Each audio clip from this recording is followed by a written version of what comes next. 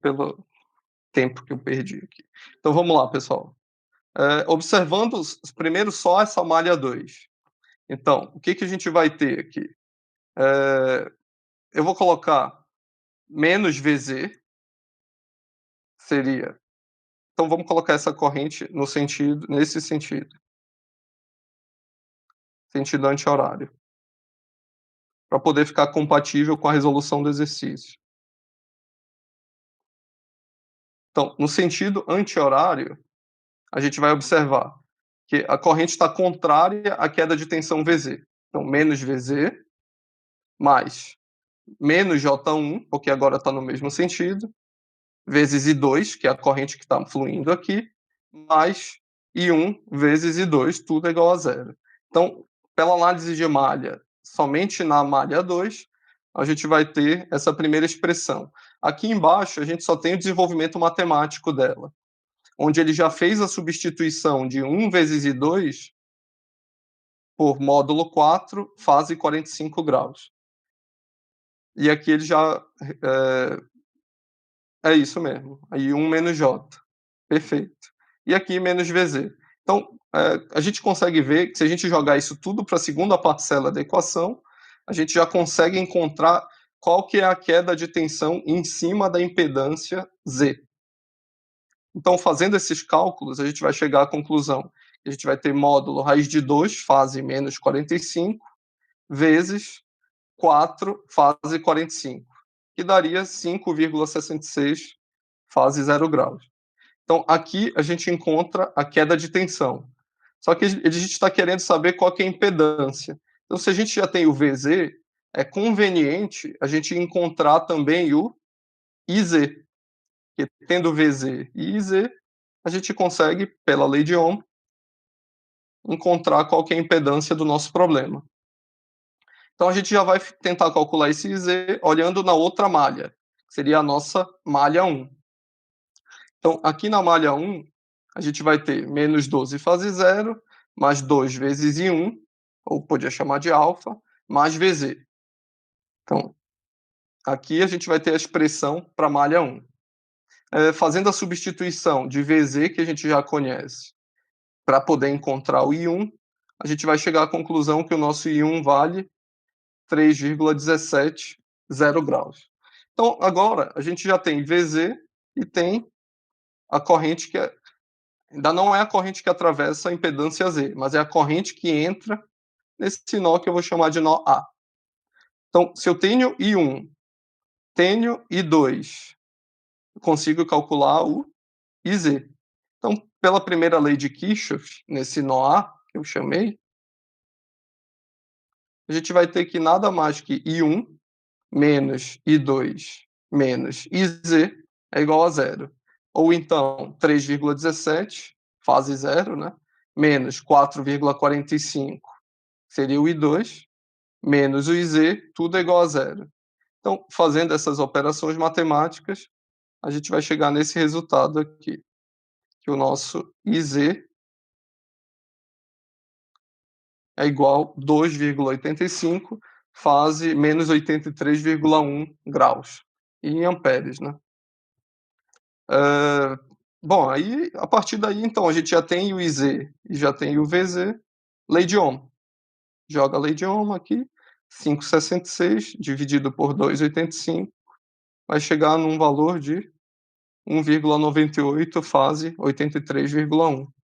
Ou então, na forma retangular, 0,24 mais J 1,96. Então, a gente está falando que esse resistor vale 0,24 ohm e esse indutor ele tem uma reatância indutiva que vale 1,96.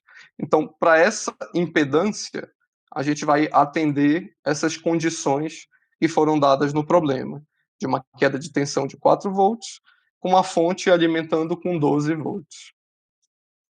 Deu para entender, pessoal? Eu peço desculpa o momento que eu até compliquei o entendimento de vocês. Deu para acompanhar aí?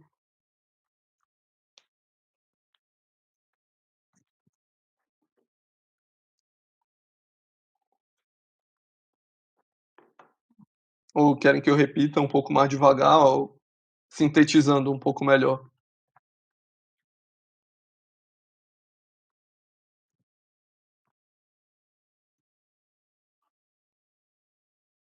Beleza.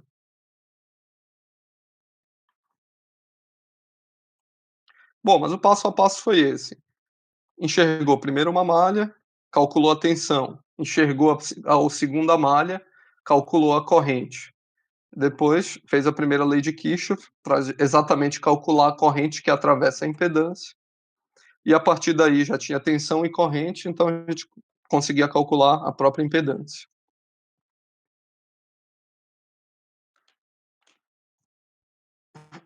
Vamos lá, exemplo 4. Uma linha de transmissão com uma impedância de 0,1 ohm mais J02. Então a gente está falando que é uma linha RL, que esse sinal é positivo. Ela é utilizada para fornecer potência a uma carga. Então ela vai atravessar essa linha, desculpa, e vai alimentar essa carga, que é uma carga monofásica. Essa carga, ele diz que é uma carga capacitiva, então necessariamente ela vai ter que ter a componente do capacitor. E a tensão na carga ela é de 240, 0 graus, frequência de 60 Hz. Ao mesmo tempo, ele diz que essa carga necessita de 15 quilowatts. Então, se aqui precisa de potência ativa, consequentemente, a gente tem também uma parcela resistiva, que a gente sabe que o P ele só existe quando o R é diferente de zero. E ele diz também que a perda de potência na linha, então, nesse segmento aqui,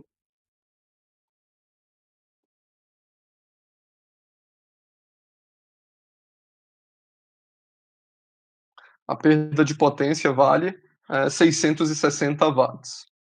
Então, pessoal, esse circuito seria uma simplificação do que a gente costuma modelar em análise de sistemas elétricos, onde a gente tem uma carga aqui à direita no nosso circuito, né? Ou então a montante, a jusante, né, do circuito. E essa carga ela poderia ser simplesmente representada como a nossa residência. Só que para essa carga ser alimentada, a gente tem uma linha que vai ter tanto uma parte resistiva quanto uma parte indutiva. E aqui a gente tem uma fonte. E essa fonte ela pode ser vista tanto como o transformador que está no poste, ou então você pode ver de uma maneira mais ampla, como aquela subestação que alimenta a sua casa. Então isso aqui seria um modelo bem básico de como simplificar, como ilustrar a alimentação de uma residência, caso essa residência fosse alimentada por um circuito monofásico. Bom, e aí o que ele fala no problema? Então ele me dá a tensão na carga e me dá a perda de potência na linha. E o que ele pede no problema? Ele quer saber qual que é essa fonte. Então qual que é o meu VF? Então qual que é a queda de tensão na fonte para eu garantir que na minha carga eu vou ter uma tensão de 240 volts, fase 0 graus, considerando aquela linha.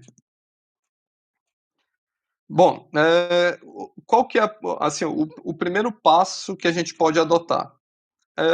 A primeira medida que eu recomendaria a vocês já seria fazer o cálculo dessa corrente. Por que essa corrente? Porque a gente já tem essa perda, a gente já conhece ela, e a gente já conhece essa impedância. Então, se a gente tem a impedância e tem a perda, a gente já consegue calcular a corrente. E perda nada mais é do que R vezes I ao quadrado. Então, o primeiro passo, P é igual a R quadrado. P quanto que vale? 660. R quanto que vale? 0,1. I é o que eu quero encontrar. Então, é o que a gente tem aqui. Então, a gente encontrou que o nosso I vale 81 amperes. Então, primeiro passo, eu já sei que o módulo da minha corrente vale 81 amperes. Ainda não sei quanto que vale a fase da minha corrente, porque ele só me deu a perda ativa. Bom, o segundo passo seria fazer a modelagem desse circuito em paralelo, da minha carga capacitiva. Então, se a gente entender que aqui eu tenho um resistor em paralelo com um capacitor, eu posso encontrar também a minha perda por aquela expressão P é V quadrado sobre R.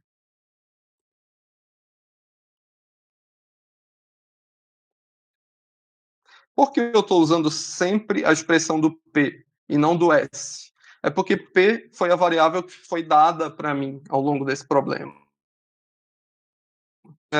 Com essas informações que eu tenho disponíveis, a gente pode encontrar o valor da resistência. Então, quanto que vale o meu V? 240. Eu quero encontrar meu R, e eu disse que a minha carga ela necessita de 15 kW, ou então 15.000 watts. Então, fazendo esse cálculo, a gente encontra o valor de resistência igual a 3,84 ohm. Uma pergunta que vocês poderiam fazer seria assim, Felipe, mas por que esse circuito é em paralelo? Na verdade, o problema ele não está especificando que o circuito ele é em paralelo. Então, vocês vão ver no slide seguinte que o problema ele é resolvido da mesma maneira, mas considerando o caso em que o circuito está em série. E a gente vai ver que a gente vai encontrar os mesmos resultados. Vamos seguir um pouco adiante. Então, aqui a gente encontrou a resistência da minha corrente, da minha carga, desculpa. Então, se a gente já tem agora a resistência e tem a tensão, fica fácil encontrar a corrente que atravessa meu resistor. Então, eu posso encontrar agora o meu IR. Então, o meu IR nada mais é do que V sobre I. Sobre R, desculpa. V sobre R. Então, 240 sobre 384, 625, fase 0 graus. Porque resistor não defasa, como a gente sabe. Por definição, o resistor não vai defasar a tensão em relação à corrente. O próximo passo é encontrar qual que é a corrente que está fluindo aqui pelo meu capacitor, que eu vou chamar de IC. Então, o IC também vai ser 240 0 graus, dividido pela reatância indutiva, que é menos JXC. E a gente ainda não conhece o valor de menos JXC. Então, a gente pode deixar em função de menos JXC mesmo. Então, menos 240, menos JXC. Se eu quiser jogar para a forma retangular, eu sei que isso aqui seria fase menos 90 graus. Aí eu eliminaria esse menos J. Então, se eu fizer essa divisão, eu posso jogar isso aqui para cima, esse menos 90, com um sinal trocado. Então, ficaria 240 sobre XC, fase 90 graus. Então, essa é a minha corrente que flui no meu capacitor. Só que a gente tem algumas informações a mais que a gente conhece. Então, pela primeira lei de Kirchhoff, a gente sabe que o IL, que é o que entra nesse nó, ele tem que ser necessariamente igual o IR mais o IC. Então, 81,24 com uma fase θ que eu ainda não conheço, ele tem que ser igual ao meu 6,25, aqui não é 62, aqui é 6, mais J240 sobre XC. Tá, aí a gente sabe que esse θ ele ainda é desconhecido, mas a gente pode encontrar ele também com as informações que a gente já tem. Por quê? Porque a gente pode montar um triângulo. A gente já tem a nossa amplitude da corrente, que a gente sabe que é 81,24. Então a gente sabe que a corrente total ela tem essa amplitude. Ao mesmo tempo, a gente sabe que a amplitude da corrente resistiva vale 6, desculpa, pessoal, aqui é 62,5. E aqui estava certo. Aqui é 62,5. Então aqui é 62,5 ao quadrado, mais 240 sobre xc ao quadrado. Elevando ao quadrado dos dois lados, elimina essa raiz, depois isola esse xc, e a gente encontra um valor de xc para 4,62 ohm. Então, se a gente tem esse XC, consequentemente, a gente tem o IC também. Correto?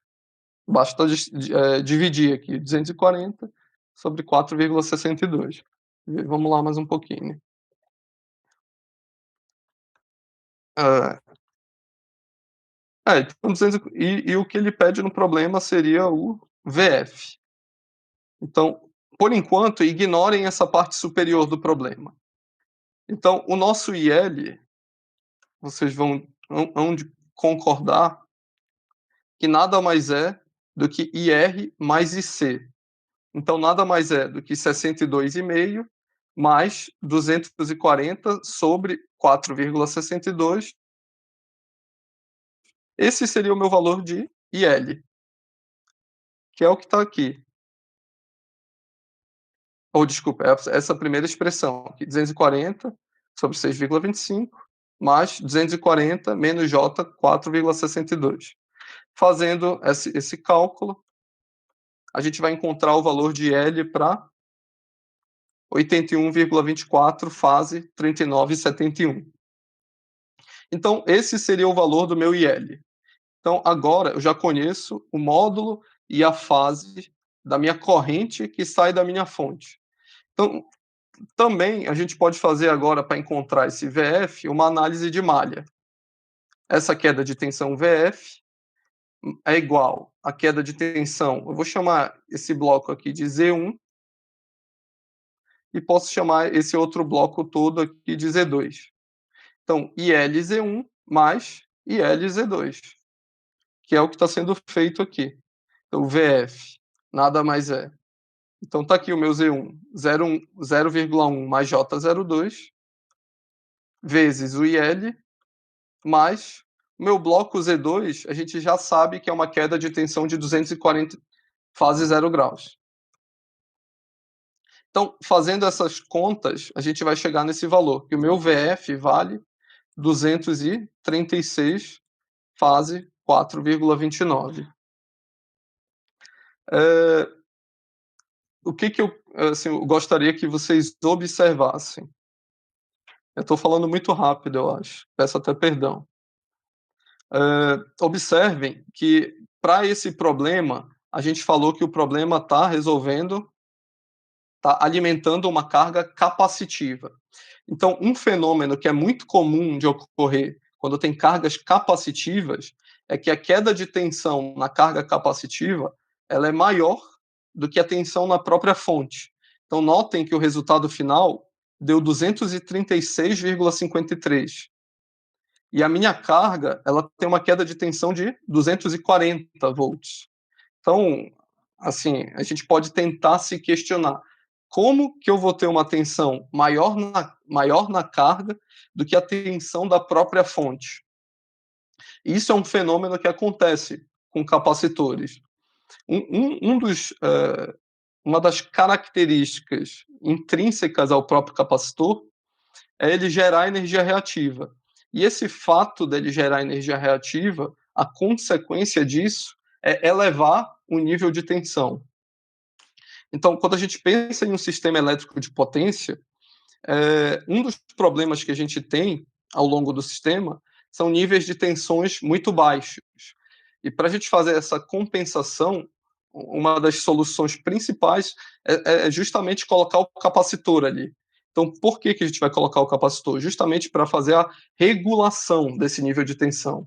E essa regulação ela significa a elevação desse patamar de tensão. E é exatamente o que esse problema está mostrando. Eu tenho uma fonte de tensão 236 volts e a minha carga tem uma tensão maior do que a da própria fonte, justamente porque ela está regulando esse nível de tensão, ela está elevando esse nível de tensão.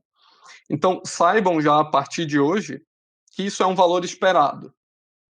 Sempre que a gente tiver capacitor envolvido em circuito elétrico, circuito eletrônico, a tendência é que esse capacitor provoque uma elevação. Ah, Felipe, mas como que ele eleva? É porque o capacitor ele tende a gerar corrente reativa. Então, ele de certo modo, ele tem um comportamento de que ele consome potência ativa, mas ele gera potência reativa. Então ele ainda tem um atributo de fonte, tem um atributo de gerador. Mas gerador de quê? De energia reativa. Tudo bem? Então esse atributo de geração de energia reativa provoca essa elevação no nível da tensão, certo? Para entender melhor isso, teria que entrar a fundo num outro estudo, que é um estudo que a gente chama que é análise estática de sistemas elétricos de potência, onde lá a gente vê que a potência reativa ela varia com o quadrado da tensão. Então, para qualquer aumento de potência reativa provocado por um capacitor, a tensão ela tem uma variação de crescimento com quadrado.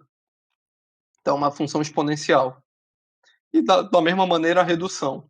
Tudo bem? Então, isso é um dos fenômenos que ele é esperado e que eu queria que vocês já tivessem esse sentimento já desde hoje. Eu estou falando bem rápido, tá, pessoal? Mas está dando para acompanhar?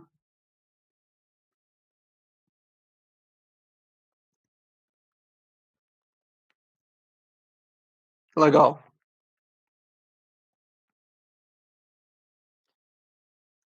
Vamos lá. Então, se a gente fosse fazer esse mesmo problema, utilizando agora um circuito capacitivo, uma carga capacitiva, só que dessa vez, ao invés de ser em paralelo, vai ser em série. O problema ele fica até mais simples, tá? Por quê? Porque agora a gente vai considerar, fazendo essa consideração da carga capacitiva, que o meu RI quadrado ele vai continuar sendo 15.000 ou 15 quilowatts. A minha corrente ela vai continuar sendo 81,24, só que agora a minha resistência não vai mais ser aquele valor de 3,84, agora ela vai ser o valor de 2,27 ohm, para poder respeitar essa minha corrente de 81,24 que a gente tinha encontrado. Então, com essa resistência de 2,27 ohm, aqui eu vou passar bem rápido, tá, pessoal? Depois deem uma olhadinha com mais calma, para a gente poder resolver mais problemas, mais exercícios. Então, tensão sobre esse conjunto RC nada mais é, mais uma vez, uma análise de malha. Aqui a gente sabe que essa queda de tensão é 240 0 graus. Aqui essa minha impedância é R menos JXC. E a gente sabe que a minha corrente é 81,24, uma fase θ que eu desconheço. Então, a gente pode primeiro observar esse problema olhando só os módulos. Olha o módulo da tensão, olha o módulo da impedância e olha o módulo da corrente, já que a gente não conhece a fase ainda da corrente. Então, olhando só os módulos, R quadrado mais X quadrado, tudo na raiz, vezes esse módulo, 81,24, tem que ser igual a 240, necessariamente. Porque a gente sabe, né, pessoal, que multiplicação na forma polar, a gente multiplica os módulos e soma as fases. Só que nesse primeiro momento eu estou ignorando as fases. Eu estou multiplicando os módulos e estou igualando a esse módulo, como se eu estivesse trabalhando só na forma polar. Opa, nossa, saiu bem feio aqui.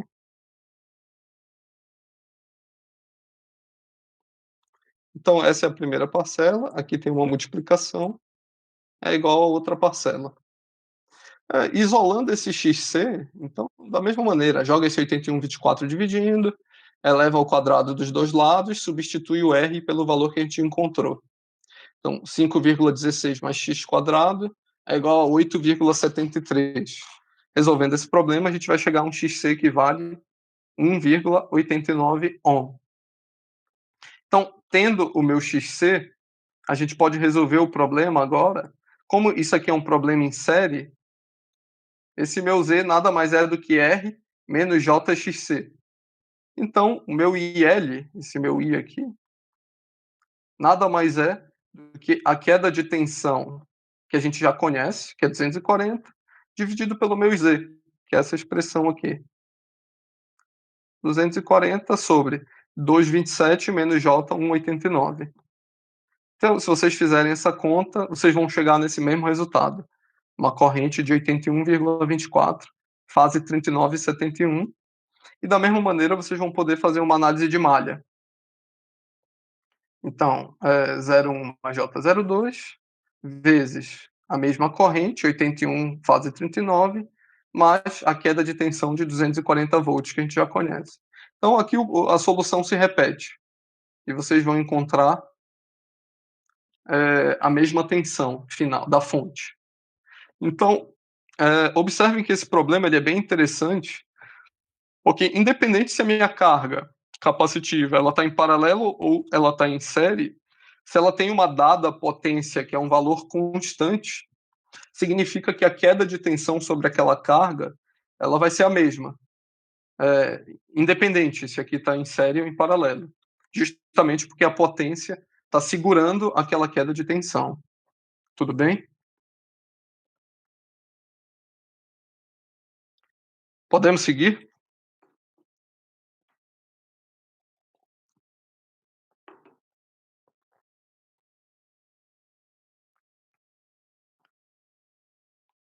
Vamos lá. Ó, o exemplo 5 e o 6 eu vou bem rápido, o 7 também. Não, desculpa, eu quero resolver o problema 8 com vocês. Então o 5 eu só vou dar uma diretriz, tá, pessoal? Esse problema ele é muito parecido com alguns problemas que tem na lista. Então, só olhar de maneira bem rápida. Exemplo 5, tem uma fonte, tem uma impedância de linha e tem uma carga. Então, sabe-se que essa minha carga ela é indutiva e consome P igual a 90 kW. Sabe-se também que a leitura desse meu amperímetro, então esse meu IL, ele é igual a 260 amperes.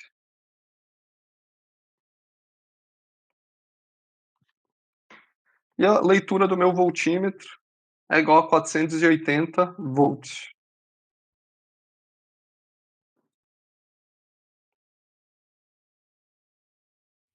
Nossa, vou tentar usar aqui.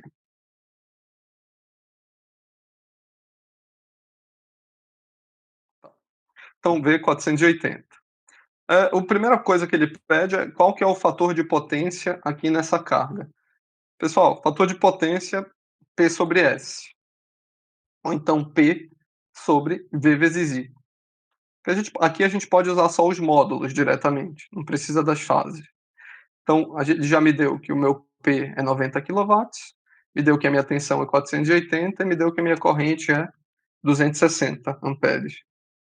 Então, a gente já consegue deduzir que o meu fator de potência vale 0,72 indutivo. Sempre que vocês indicarem fator de potência, é obrigatório que vocês digam se é indutivo ou se é capacitivo. Aqui o problema, ele já disse que a carga é indutiva. Então, o fator de potência vai ser indutivo. Aí ele cria uma outra situação onde a carga ela consome não mais 90 kW, mas consome 88. E agora ele já está dando um fator de potência de 0,8 indutivo. Então, aqui seria o P da carga, aqui seria o P da fonte. E aqui ele está dando uma impedância de linha. Então, esse meu Z de linha vale 0,1 ohm. E ele está pedindo nas leituras do amperímetro, ele está pedindo as leituras no amperímetro e do voltímetro. Então, ele está desconsiderando que ele já conhece essas leituras. Então, se a gente tem a potência consumida na carga e tem a potência consumida na fonte, a gente pode encontrar, de maneira bem simples, a potência dissipada na linha. Então, P da fonte é igual a P da linha mais P da carga. Fazendo as substituições, a gente vê que a potência dissipada na linha vale 8.000 watts. Segundo ponto, se a minha linha ela tem uma impedância de 0,1 ohm, a gente também pode ver que a potência na linha, essa potência dissipada, a gente já conhece, foi o que a gente acabou de encontrar. E a própria resistência da linha também a gente já conhece. vale 0,1 ohm. Então a gente já consegue encontrar qual é a corrente. Então aqui a gente encontra qual é a leitura no amperímetro, tá? Então 8.000 é igual a 0,1 vezes I ao quadrado. Fazendo essa conta, a gente chega a uma corrente de 282 amperes. Então aqui a gente já tem a corrente no amperímetro. Agora, como que a gente acha a tensão no voltímetro? Se a gente tem essa corrente e a gente já conhece o fator de potência dessa carga e sabe também a potência nessa carga, a gente consegue encontrar a tensão, que é justamente o que o problema pede. Então, Fp é igual a P sobre S. Então, 0,8 é igual a 88.000 sobre V vezes I. E o I a gente já conhece. Então, fazendo essa matemática aqui, a gente chega numa tensão de 388 volts. E aqui a gente finalizaria o problema encontrando as leituras do amperímetro e leitura do voltímetro. Ele pede também o fator de potência visto pela fonte. Seria um fator de potência, é como se você isolasse esse circuito aqui. Então, qual é o. Opa. Quando ele pede o fator de potência visto pela fonte, o que ele está falando? Qual é a relação de P sobre S que sai da fonte? Essa é a pergunta que ele está fazendo, quando ele fala de fator de potência. E que também é bem simples de ver. Opa, cadê?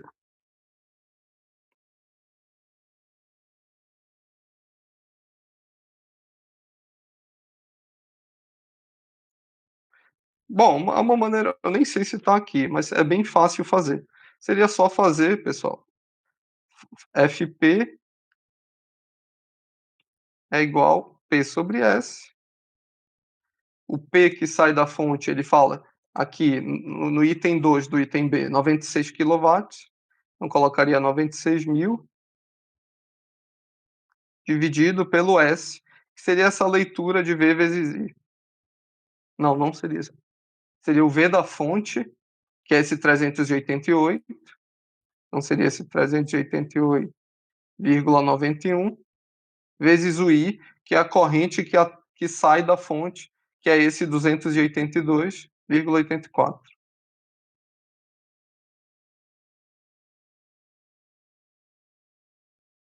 Então teria que fazer essa conta aqui. Opa.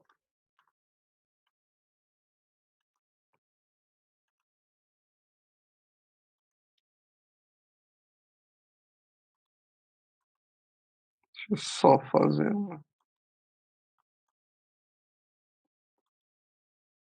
Bom, teria que fazer essa conta aqui, que vai dar algum valor entre 0 e 1. Depois podem ficar à vontade de fazer. E aqui no problema ele dá uma outra situação C, que eu vou deixar para vocês olharem depois, mas que também é muito parecido com o que a gente já fez. Ele já dá potência na carga, já dá potência na fonte, já diz um fator de potência, e da mesma maneira ele pede tensão na fonte e fator de potência visto pela fonte também. Vamos seguir um pouquinho adiante, para poder resolver mais variedades de problemas. No exemplo 6, pessoal, também vou seguir um pouco mais rápido, porque o 8 ele é mais interessante. Então, o exemplo 6, ele está me dizendo o seguinte, que eu tenho uma fonte de tensão e eu alimento duas cargas em paralelo, uma carga L1 e uma carga L2, onde para cada carga eu conheço a potência ativa e o fator de potência. Então, P1, FP1 e P2, FP2. Sendo que aqui eu tenho um fator de potência indutivo e aqui eu tenho um fator de potência capacitivo. E a pergunta é, cadê o lápis? Qual que é o fator de potência visto pela fonte? Então, a mesma coisa.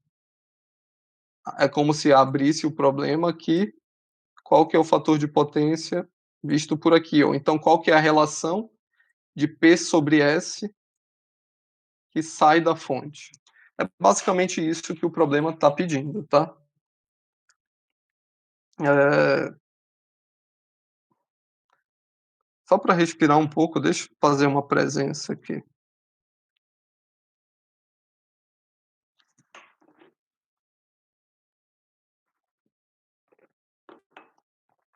Pessoal, tá dando para acompanhar? Hoje eu tô achando que eu tô meio falando rápido, enfim, não sei se eu tô sendo claro na mensagem.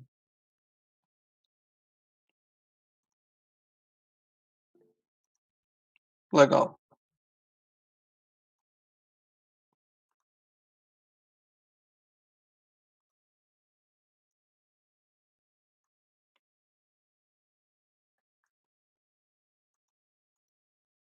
Então só marcar aqui a presença nesse meio tempo, de poder continuar. Aqui foi até o Giovanni. Tá certo.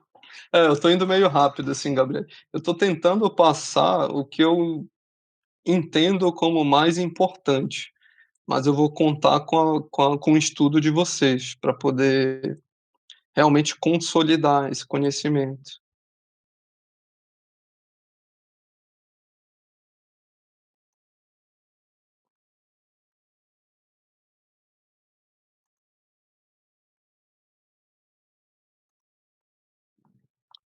Salvar,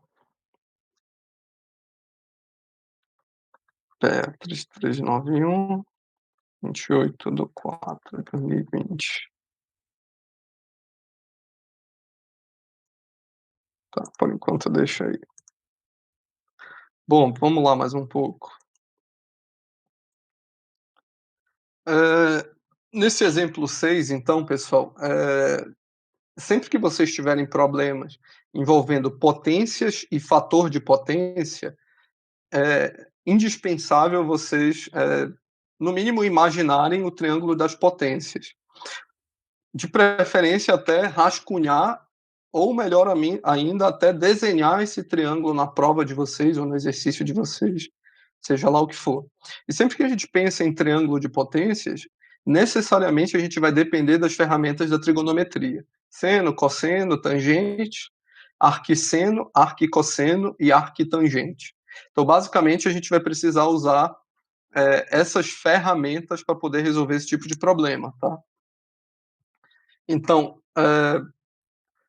como que a gente resolve? A gente resolve por partes. Então, a gente primeiro enxerga a carga 1.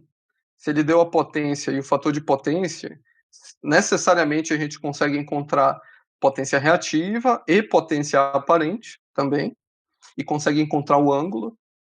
O mesmo vale para carga 2. Qual foi a maneira que ele escolheu fazer? Ele escolheu fazer por arquicosseno. Você poderia escolher a maneira que fosse mais conveniente para você. A maneira que por arquicosseno para esse problema ela é a que dá menos trabalho. Então, se a gente tem que o cosseno de um ângulo θ que vale 0,86, significa que o arquicosseno de 0,86 vale esse ângulo θ, ou ângulo φ, que vale 30 graus, 30,68 graus. Então, jogar bem rápido aqui. Como é arquicosseno aqui? Não, é a cos. Então, só jogando no MATLAB, para quem tem familiaridade, já colocando em graus, esse vezes 180 sobre π. Então, eu só estou fazendo o cálculo aqui do arquicosseno de 0,86. Então, tá aqui, ângulo de 30 graus, 30,68 graus, que é exatamente o que está sendo mostrado aqui. Então, a gente sabe que essa carga 1, ela tem um ângulo de fase de 30,68 graus. Ah, Felipe, o que que significa ângulo de fase? É a defasagem entre a tensão e a corrente, tá? Então, essa informação me diz que a defasagem entre a tensão em relação à corrente vale 30,68 graus.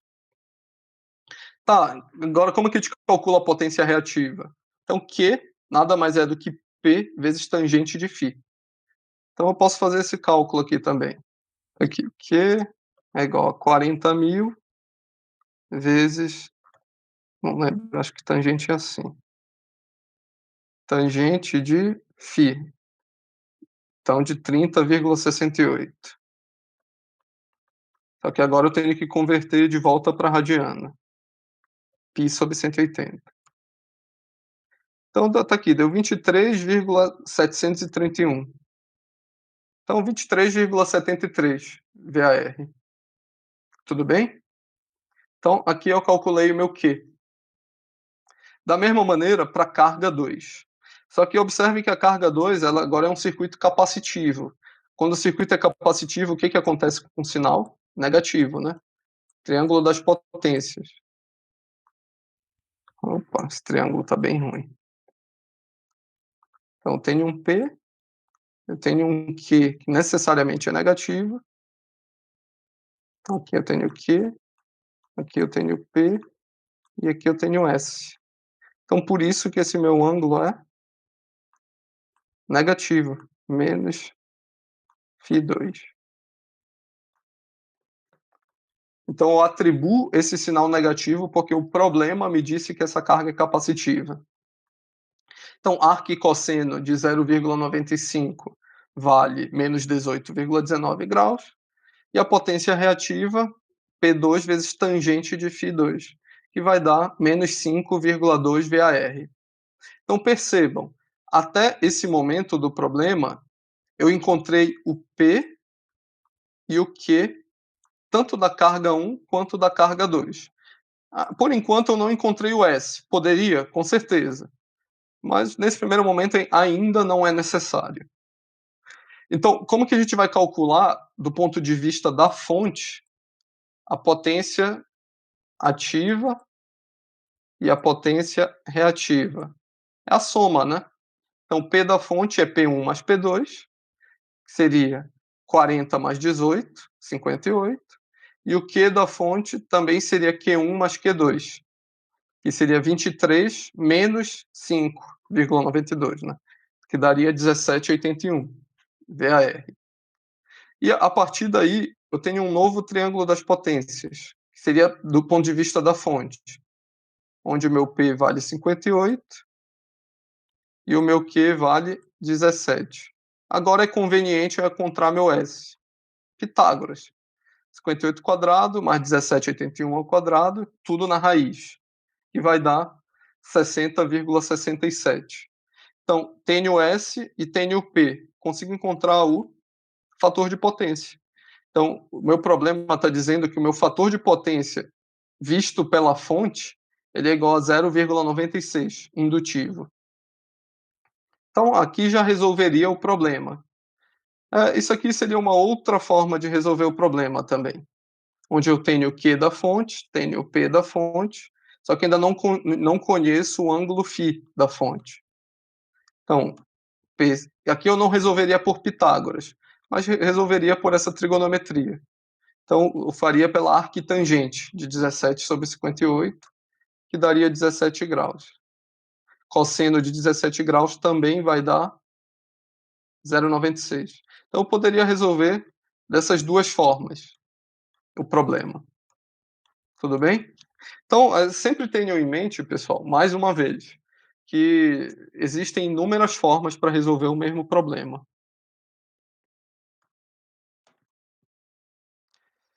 O exemplo 7 ele é muito parecido com o exemplo 6, só que ele tem alguns equivalentes aqui.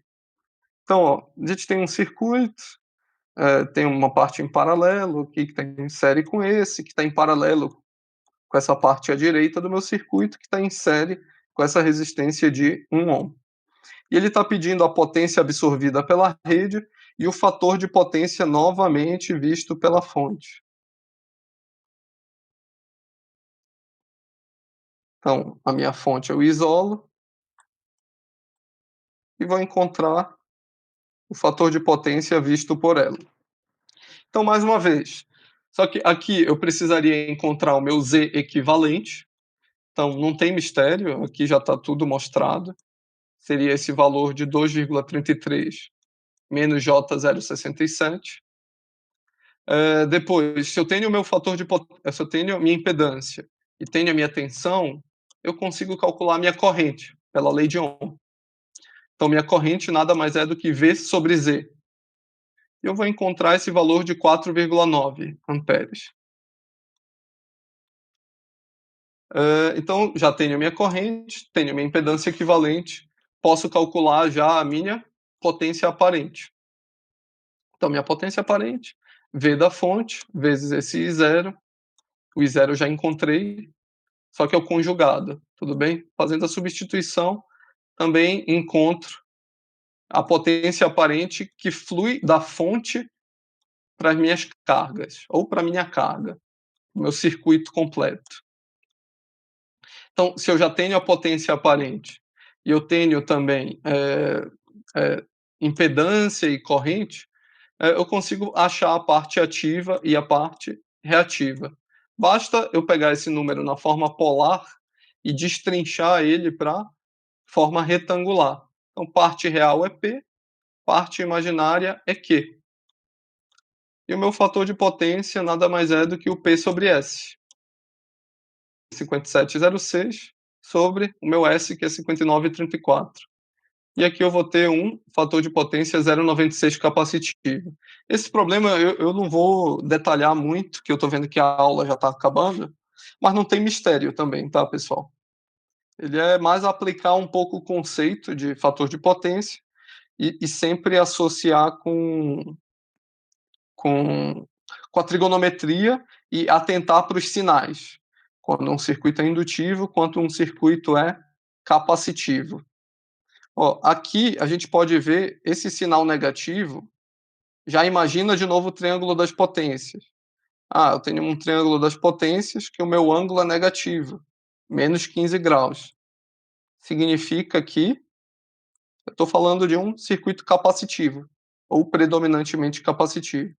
Então aqui esse meu módulo é 59, 34, e a minha fase é menos 15. Então por isso que a minha resposta teve que ter um valor de fator de potência capacitivo.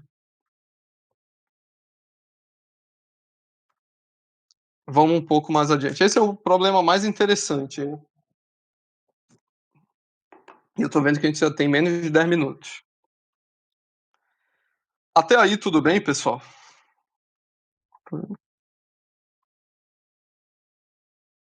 Vamos lá mais um pouquinho. Beleza. Esse seria o problema mais completo, que envolve potência, fator de potência, queda de tensão. Seria o problema que mais aproxima a uma modelagem real de um sistema elétrico de potência, tá bom? Exemplo 8. Então, aqui no exemplo 8, imaginem que a gente tem um motor de 5 HP, que é horsepower, né? Com fator de potência 0,6 atrasado. Sempre lembrem disso também, pessoal. A gente pode indicar o fator de potência como indutivo ou capacitivo, ou então a gente pode chamar ele de adiantado, ou então a gente pode chamar ele de atrasado. Quando a gente fala do fator de potência, se ele é adiantado ou atrasado, a nossa referência é a corrente. Então, quando eu falo que um fator de potência ele é atrasado, eu estou dizendo que a minha corrente está atrasada em relação à minha tensão. Quando eu falo de um fator de potência adiantado, eu estou falando que a minha corrente está adiantada em relação à minha tensão. Tudo bem? Então, a referência é a corrente. Aí, se vocês lembrarem daquela tabelinha que eu dei numa das aulas anteriores, R 0 graus, L de V para I e C de I para V. E eu falei que aqui tudo significava que estava adiantado. Então, ó, se no circuito indutivo o V está adiantado em relação ao I, mas se a minha referência é o I, significa que aqui o meu I está atrasado em relação ao meu V. Então, isso significa um fator de potência atrasado. Então, quando eu falo que o meu fator de potência ele é 0,6 atrasado, eu estou dizendo de maneira bem clara que o meu circuito é indutivo. Essa informação aqui, ela podia ser muito bem dispensada. Ela só está sendo inserida para reforçar o que já está sendo dito aqui. Tudo bem? Fiquem bem atentos a isso. Isso é importantíssimo também que vocês não errem. Quando a gente falar de um fator de potência adiantado, ou então quando a gente falar de um fator de potência atrasado, e a gente pode interpretar a partir daquela tabelinha que a gente já discutiu em aulas anteriores. Ou então por alguma outra associação que vocês tiverem na mente, né, para poder entender que um I atrasado em relação ao V é um circuito indutivo. Bom, então tem um motor de 5 HP, fator de potência 0,6, uma eficiência de 92%. E ele está conectado a uma fonte de 208 volts e uma frequência de 60 Hz. Ponto. Esse motor está em plena carga. Então, o que está sendo pedido? Tem 4 itens sendo pedidos aqui. Então, primeiro, o triângulo das potências. Honestamente, mesmo que o problema não peça, a minha recomendação, rascunha esse triângulo. Ou, de preferência, até desenha ele. Principalmente para quem ainda não tem muita experiência resolvendo o problema. Isso vai eliminar quase 100% da chance de você errar a resolução desse problema. Então, vamos por parte. Vamos fazer o triângulo das potências para essa carga aqui. Então, primeiro ponto, por definição, quanto vale um HP? Por definição, vale 746 watts. Se ele falasse em cavalo-vapor, a gente já está falando de 735 watts. Mas isso é definição. Isso seria dado no problema para vocês. Ao mesmo tempo, ele está falando que o rendimento do meu motor vale 92%, a minha eficiência. Por definição, o que é rendimento? Tudo que entra dividido pelo total. Ou melhor, é a potência útil sobre a potência total. Ou então, o que é potência útil para um motor? É a potência mecânica, é aquilo que é convertido em movimento. E o que é potência total? É a potência elétrica, que é aquilo que está alimentando aquela máquina. Então, esse meu rendimento ele pode ser visto como a potência mecânica sobre potência elétrica. Então, o rendimento ele já foi dado. A potência mecânica também, que ele falou que era 5 HP. Então, a gente faz essa conta. Joga a potência elétrica para cá. Então, P elétrico é igual a 5 vezes 746, dividido por 0,92. Resolvendo, vai chegar à conclusão que vai dar 4,54 kW. Então, esse seria o valor da potência elétrica que está alimentando a minha máquina. Para a gente fazer o cálculo do fator de potência, ele já foi dado também, o fator de potência desse problema. Ele é dado como valor de 0,6. Então, FP é P sobre S. Então, 0,6 é 4.000 dividido por S. Fazendo as alterações matemáticas, a gente vai ver que o S vai dar 6.700 volt-amperes. Então, se a gente já tem o P e o S, a gente consegue calcular o Q. E a partir daí, a gente vai conseguir desenhar o triângulo das potências. Então, uma forma de calcular o Q é por Pitágoras. Desenhei já o triângulo. S é raiz de P quadrado mais Q quadrado. Então, 6.757 é igual a raiz de 4.054 ao quadrado mais Q quadrado. Eleva ao quadrado dos dois lados, isola o Q e chega a um valor de 5.400 VAR. Então, aqui eu determinei todos os parâmetros do triângulo das potências. Determinei o S, o P já foi dado e determinei o Q.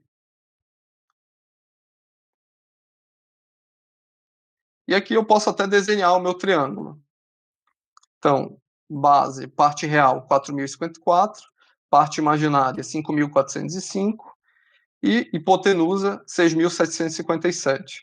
E se eu quiser achar o ângulo, que é interessante que você ache, é nada mais fazer um arquicosseno aqui. Então, fator de potência é igual ao cosseno φ, o 0,6 é igual ao cosseno φ, arquicosseno de 0,6 vai dar 53,13 graus. Mas eu podia fazer do jeito que eu quisesse, tá, pessoal? Podia fazer realmente o cosseno, de alguma maneira, o jeito que fosse mais conveniente. Mas sempre que a gente acha ângulo, é usual a gente usar essas funções inversas, arquisseno, arquicosseno ou arquitangente. Tudo bem? Então, aqui a gente resolveu a primeira parte do problema. A segunda, a terceira e a quarta parte, elas são idênticas, então eu só vou resolver a segunda, só para dar um exemplo. Então, imaginem que o valor do capacitor que tem que ser ligado em paralelo com essa carga, eu tenho que colocar um capacitor de modo que eu transforme esse meu fator de potência para unitário. Eu não quero mais que ele seja 0,6. Agora eu quero que ele seja igual a 1. Eu quero desenhar um novo triângulo das potências. Então, isso aqui é até um problema bem semelhante a um que tem na lista. Assim, ele carrega fundamentos, se eu não me engano, do problema 2.10 e 2.11 da lista. Então, esse é o meu triângulo das potências original. Então, como eu quero um novo fator de potência, eu vou começar a chamar com esse sobreíndice linha. Então, FP' é igual a 1. Então, o meu novo φ' ele tem que ser arquicosseno de 1, que é igual a 0 graus. Então, o meu Q' ele vai ter que ser 0. Basicamente isso. Se eu quero fator de potência unitário, significa que eu tenho que ter parte reativa igual a 0. Então, o circuito que eu vou ter que resolver é esse aqui, onde a minha carga original, P e Q, esses valores que a gente encontrou no item anterior, o Q do capacitor é o valor desejado, e esses valores da fonte, o P ele tem que se manter igual ao da carga, e o Q ele tem que ser um valor Q', de modo que seja fator de potência agora unitário. Então, como é que a gente vai fazer?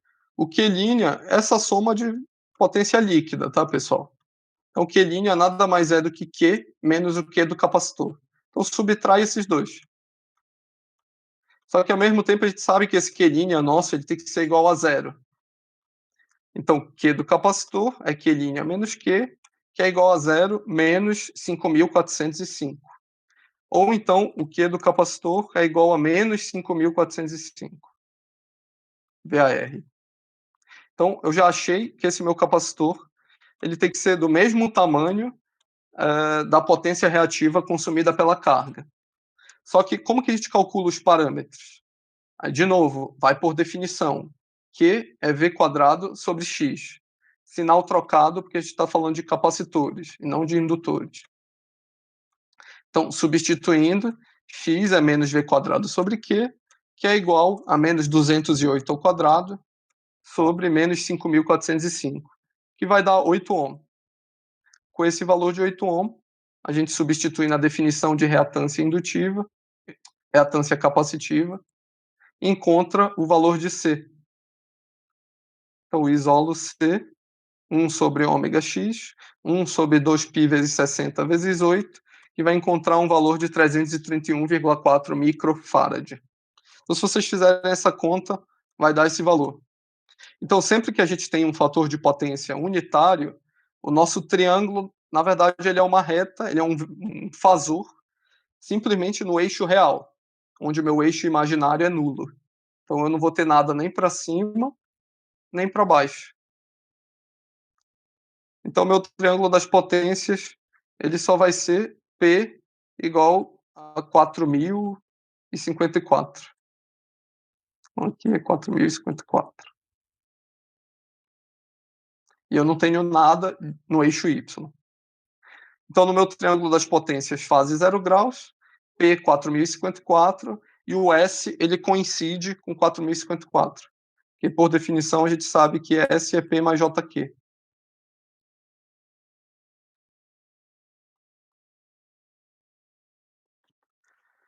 Eu sei que eu estou indo bem rápido, tá, pessoal? Mas é porque eu preciso terminar isso hoje. Aí, os demais itens eu vou acabar deixando para vocês, mas é idêntico. Tá aqui, idem ao problema anterior, agora eu não quero mais um fator de potência unitário.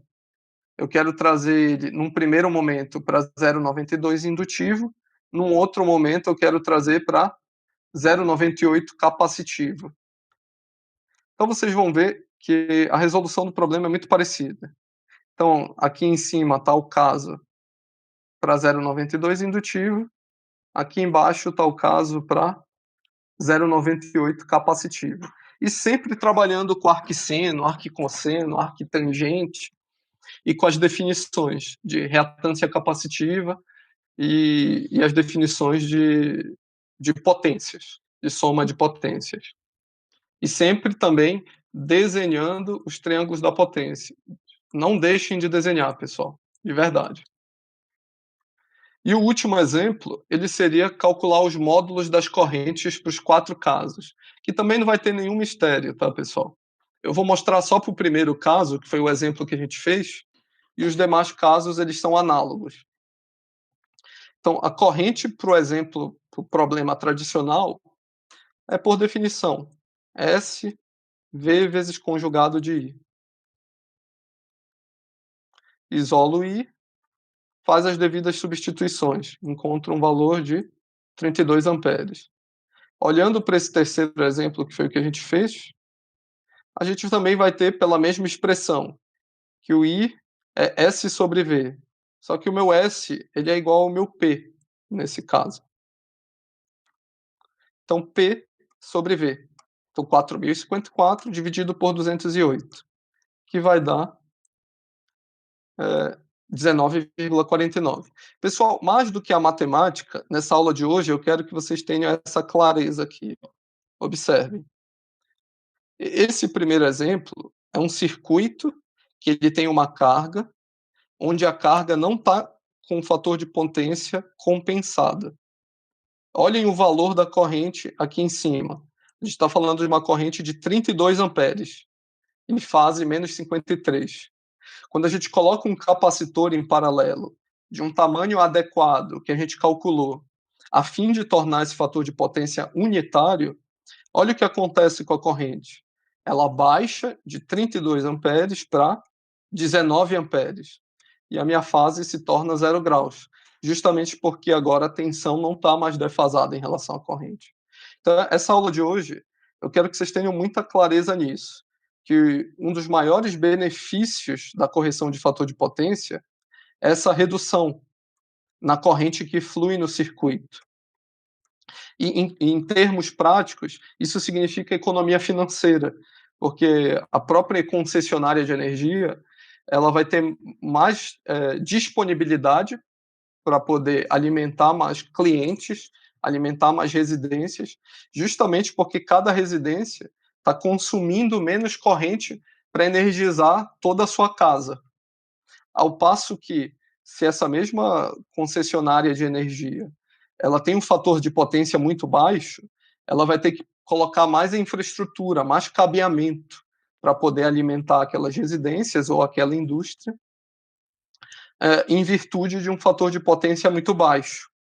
Então, esse é um dos principais benefícios da correção de fator de potência. É você reduzir a corrente que flui no circuito, consequentemente, você reduz as perdas ao longo do circuito, e também, como consequência, você tende a elevar a tensão ao longo daquele circuito. Chega, falei muito já passei 9 minutos. E é isso aí, pessoal. Ficou claro aí, na medida do possível, o que a gente discutiu na aula de hoje? Quem tiver alguma dúvida aí, estou à disposição. Quem não tiver, obrigado aí por ter participado da aula. Eu vou ter que adiantar um pouco mais essa tarefa 6. Eu vou dar uma olhada, eu acho que é a tarefa 5 ainda que está para próxima, deixa eu só confirmar isso.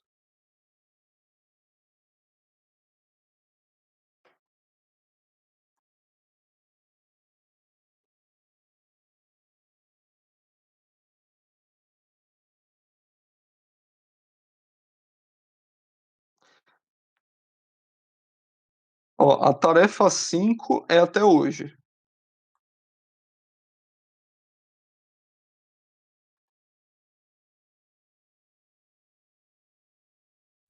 Tá, tudo bem, tarefa 6 eu vou jogar para a próxima semana, a tarefa 6. A tarefa 6 então, ela vai ficar junto com a tarefa 7, provavelmente. E a partir da aula que vem, a gente começa circuitos trifásicos. Queria ter começado hoje já, mas é importante que vocês. Então a gente vai nesse material aqui, a partir da próxima aula. Obrigado até por me informar. mas a tarefa 6 ela vai para a semana seguinte. Tudo bem?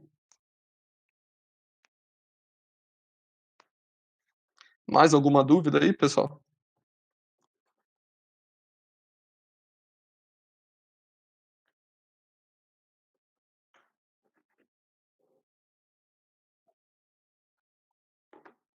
Obrigado, viu, pessoal. Então vou encerrar aqui a gravação da aula.